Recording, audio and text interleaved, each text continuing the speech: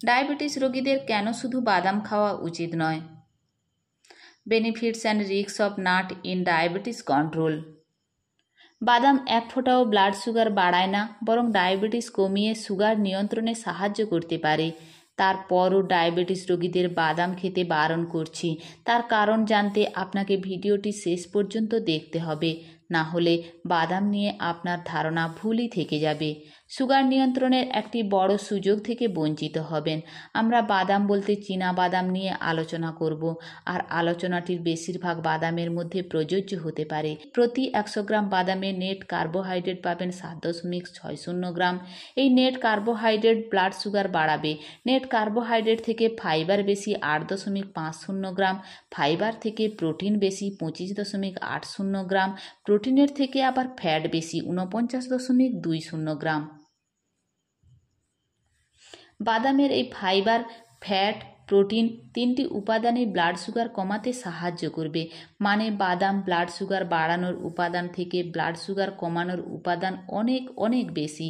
ঠিক এই কারণেই বাদামের গ্লাইসেমিক ইন্ডেক্স 14, আর 100 গ্রাম বাদামের গ্লাইসেমিক লোড মাত্র 1।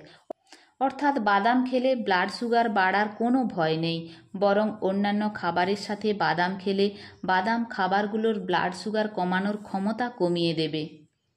শুধু তাই নয়, বাদামকে বিভিন্ন রকম খনিজ পদার্থের খনি বলতে পারেন। এদের মধ্যে বাদামে প্রচুর পরিমাণে ম্যাগনেসিয়াম ইনসুলিন উৎপাদন এবং ইনসুলিন সেন্সিটিভিটি বাড়িয়ে ব্লাড সুগার কমাতে সাহায্য করবে। এরপরও আপনাকে বাদাম খেতে বারণ করছি, কারণ তার ফ্যাটি অ্যাসিড। ফ্যাটি অ্যাসিড দিয়েই ফ্যাটের গঠন হয়।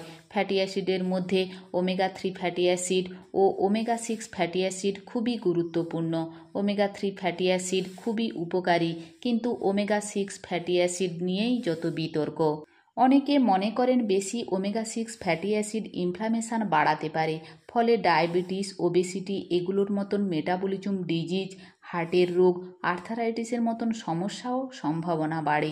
তাই ডায়াবেটিস রোগীর খাদ্য তালিকায় 2 ফ্যাটি অ্যাসিড প্রায় সমান সমান থাকলেই ভালো।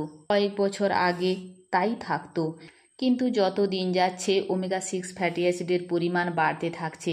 চীনা বাদাম সহ বেশিরভাগ বাদামে ওমেগা 3 ফ্যাটি অ্যাসিড খুবই কম থাকে, আর ওমেগা 6 ফ্যাটি অ্যাসিড খুবই বেশি থাকে। প্রতি 100 গ্রাম চীনা বাদামে যেখানে ওমেগা 3 ফ্যাটি অ্যাসিড 0.003 গ্রাম, সেখানে ওমেগা 6 ফ্যাটি অ্যাসিড 15.55 গ্রাম। এই জন্য ডায়াবেটিস রোগীর খাদ্য তালিকায় শুধু বাদাম রাখতে বারণ করেছে। তারপরও আপনি বাদাম খেতে পারেন যদি আপনি অতিরিক্ত ওমেগা 3 অন্য কোথাও থেকে ম্যানেজ করতে পারেন। ওমেগা 3 ম্যানেজ করা খুবই সহজ। তিসির বীজে থাকে, ইংরেজিতে ফ্ল্যাক্সিড বলা হয়। তিসির বীজে সবচেয়ে বেশি ওমেগা 3 ফ্যাটি অ্যাসিড পাবেন।